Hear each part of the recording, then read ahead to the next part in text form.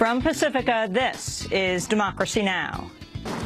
In the Circuit Court of the 18th Judicial Circuit in and for Seminole County, Florida, State of Florida versus George Zimmerman. Verdict: we, the jury, find George Zimmerman not guilty. The verdict is in. George Zimmerman is acquitted for the shooting death of Trayvon Martin, an unarmed African-American teenager in Florida. The verdict sparked protests around the country.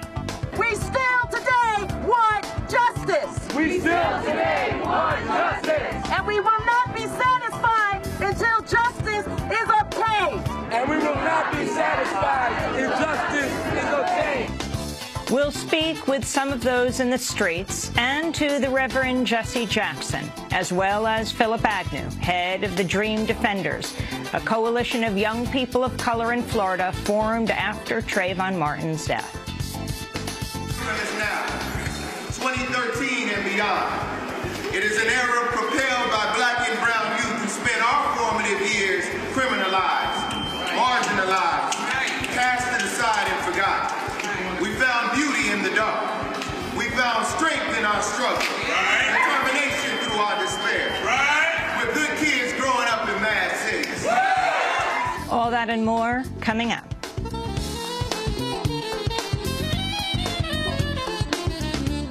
Welcome to Democracy Now!, democracynow.org, the War and Peace Report. I'm Amy Goodman. Thousands of protesters have taken to the streets across the country following the acquittal of George Zimmerman. A 6-member jury found Zimmerman not guilty on all charges in a second-degree murder trial for the killing of Trayvon Martin. On Sunday, rallies were held in cities nationwide, including New York City, Los Angeles, Boston, Atlanta, Chicago, Washington, D.C., Oakland, and Austin. The L.A. protesters shut down a major freeway for 20 minutes. In New York, thousands marched through the streets of Manhattan to Times Square and then Harlem. The Justice Department has reopened its investigation of Zimmerman for potential hate crimes charges in Trayvon Martin's killing. The federal inquiry was suspended while Zimmerman's trial took place. In addition to the federal probe, Zimmerman could also face a civil suit from Trayvon Martin's family. On Sunday, 2 of Trayvon's cousins spoke out from the family's Florida church.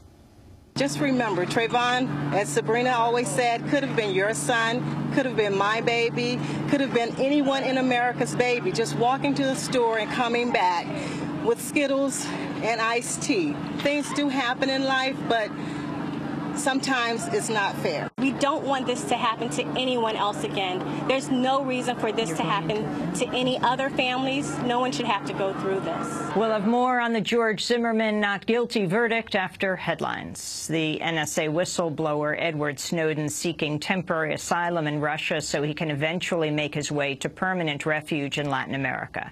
Snowden made the announcement in a meeting with representatives of human rights groups in Moscow. I did not seek to enrich myself. I did not seek to sell U.S. secrets. I did not partner with any foreign government to guarantee my safety. I ask for your assistance in requesting guarantees of safe passage from the relevant nations in securing my travel to Latin America, as well as requesting asylum in Russia until such time as these states accede to law and my legal travel is permitted. Edward Snowden met with members of Human Rights Watch and Amnesty International. He cannot leave Russia because the U.S. has revoked his passport. Venezuela, Bolivia, and Nicaragua have all floated asylum offers since Snowden was left stranded last month. Russia's asked him to stop harming U.S. interests if he wants to stay. One of the Russian activists who attended Friday's session said Snowden believes he meets those conditions because his leaks are not damaging the United States. He did not find Putin's remark as regard to the possibility of his getting asylum in Russia problematic because, as he says, he did not do any harm to the United States and he was not planning to do any damage.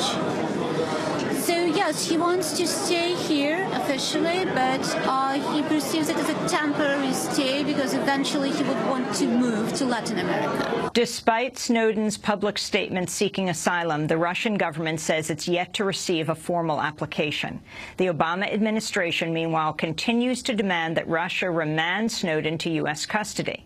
In his first known contact with a foreign leader over Snowden's plight, President Obama had a phone discussion with Russian President Vladimir Putin over the weekend. In Washington, White House Press Secretary Jay Carney criticized Russia for allowing Snowden to meet with human rights groups at the airport. I would simply say that providing a propaganda platform for Mr. Snowden runs counter to the Russian government's previous declarations of Russia's neutrality, and that they have no control over his presence in the airport. At the State Department, spokesperson Jen Psaki warned that granting Snowden asylum by Russia or any other country could jeopardize U.S. ties. There's no question that as we've stated broadly with any country that would have a role in assisting him either in transit or in a final place for him to live, that would raise concerns in our relationship. However, we're not at that point yet. They still raise concerns, or would it kind of damage the relationship irreparably? Well, at least this hasn't happened yet. They still have the opportunity to do the right thing and return Mr. Snowden to the United States, and that's what our hope is. At least 50 people were killed Sunday in a wave of bombings across Iraq. At least 28 died and 98 were wounded when the 3 car bombings hit the city of Basra. Iraq is seeing its worst sectarian violence since 2008, with more than 2,800 killed since the start of April. Thousands of people on both sides of Egypt's political divide are rallying today amidst a visit from a top U.S. official. Deputy Secretary of State William Burns is in Cairo for the first high-level U.S.-Egyptian talks since the ouster of Egyptian President Mohamed Morsi. On Sunday, a Muslim Brotherhood spokesperson mocked the U.S. for refusing to brand Morsi's ouster a coup, which would in turn jeopardize $1.3 billion in U.S. military aid. This is not about President Morsi being released. This is not even about his personal safety. This is about protecting the democratic choice of the Egyptian people and the ballot box choice that they have gone and stood for hours in the sun for over 5 times across the past 2 years. This is about protecting the will of the people and not allowing the military to take on a political role and not sanctioning a military coup while the U.S. is afraid to use the C word still. In a speech on Sunday, the head of Egypt's armed forces, General Abdel Fattah al-Sisi, defended Morsi's ouster, saying the military was enforcing popular will. The interim Egyptian government continues to form a new cabinet. On Sunday, the veteran diplomat Mohamed al-Baradei was sworn in as Egypt's interim vice president for international relations. The Texas Senate has given final approval to the anti-choice measure initially blocked by Senator Wendy Davis and a people's filibuster late last month. On Friday, Texas senators voted 19-11 to approve a bill that would ban abortion at 20 weeks, hinder access to the pill form of abortion, and shut down nearly all of the state's abortion clinics. More than 2,000 protesters filled the Texas Capitol building in Austin to denounce the measure late into the night. Texas Governor Rick Perry has vowed to sign the bill into law, but opponents say they will challenge it in court. The Pentagon's claiming the hunger strike at Guantanamo Bay is on the decline. The military's count of prisoners on hunger strike has slowly dropped over the past several days from a high of 106 to as low as 81, they say. A prisoner must fast for several consecutive days to be designated a hunger striker, and military officials say 99 of the estimated 102 hunger-striking prisoners have recently eaten meals. An estimated 45 prisoners are still being force-fed through nasal tubes. The Guardian reports the Pentagon's estimate may be taking advantage of a brief pause in the hunger strike with the holy month of Ramadan. A defense attorney says the prisoners are likely taking in token amounts of food to honor the tradition of breaking the daily Ramadan fast. The hunger strike began in February in protest of the prisoners' indefinite captivity and President Obama's failure to deliver on his promise to close Guantanamo. A U.S. drone strike in Pakistan has reportedly killed 2 people. The victims were described as suspected militants, but their identities have not been confirmed.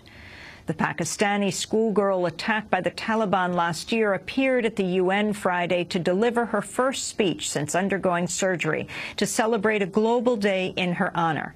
Malala Yousafzai was left seriously wounded when militants shot her in the head for campaigning for the rights of girls. On Friday, her 16th birthday, Malala said she's undeterred by the Taliban's efforts to silence her voice. Dear friends, on the 9th of October 2012, the Taliban shot me on the left side of my forehead. They shot my friends too. They thought that the bullet would silence us, but they failed. And out of that silence came thousands of voices. The terrorists thought that they would change my aims and stop my ambitions. But nothing changed in my life except this. Weakness, fear, and hopelessness died. Strength, power, and courage was born. Malala says she intends to focus her campaigning on seeking compulsory free education for all children. The Justice Department's unveiled new rules on how prosecutors acquire the communications of journalists following widespread criticism of its practices earlier this year.